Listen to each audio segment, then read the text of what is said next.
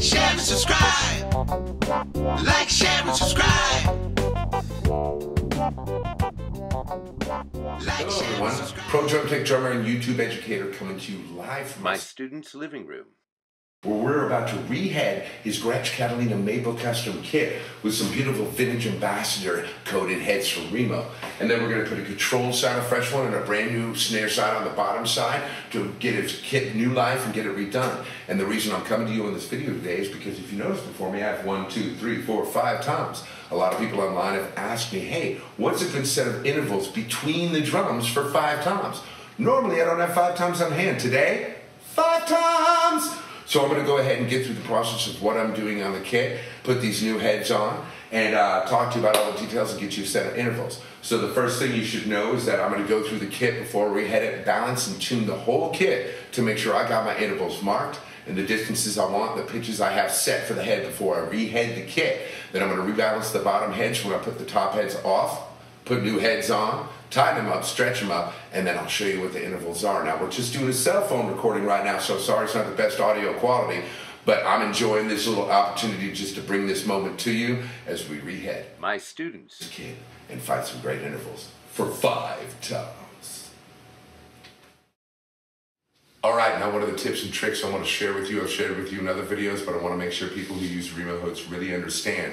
You want to break the glue seal, that's the leftover glue from when they manufactured this head, before you put it on. And doing the little twisty, bendy thing isn't the thing you want to do. That's going to bend the hoop, it's going to crease the collar, and make it difficult for the head to seat. However, if you gently take the tips of your fingers and put them right in between that little metal spot right there, oh yeah. You put up and you push, and you take 2 hands and you put them together so you're not bending the hoop, and you just squeeze your hands. Now hear that?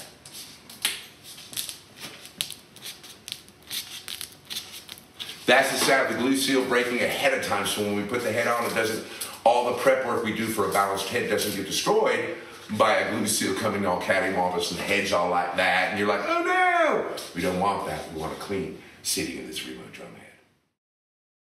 All right, everyone, now that I've got the heads on this kit stretched and set up, while they're still going to play out a little bit and still going to stretch because they're brand new heads on the kit, I've got them laid out in a nice organization that really works well for the drums themselves. I had to shape some things back and forth, make sure the toms sounded the way I wanted it to, snare was kicking like I wanted it to, and kind of the heads itself also chose a little bit of the intervals that made this kit work, and that's kind of what I'm talking about. It's not always a specific size of drum or specific sizes between each other that dictate the interval. A lot of times, it's the drum itself. So here we got a major third.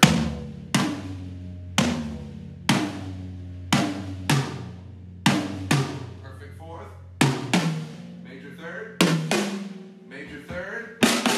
Snare just sounded good.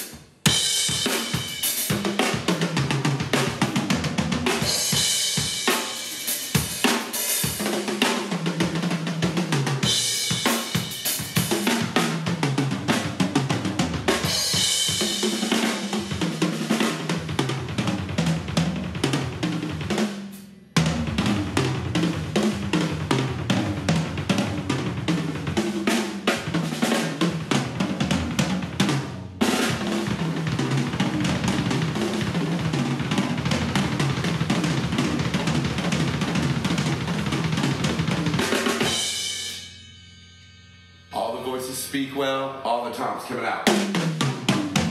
Musical phrases.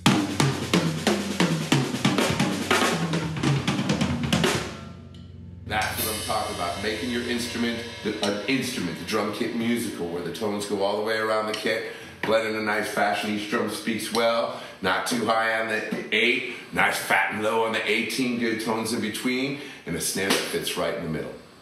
Check out my YouTube channel for more videos. There's all kinds of stuff on there for drum tuning, drum tech, and just, you know, little drum hacks, man. Hope you enjoy it. Like, share, and subscribe. Like, share, and subscribe. Like, share, and subscribe. Like, share, subscribe.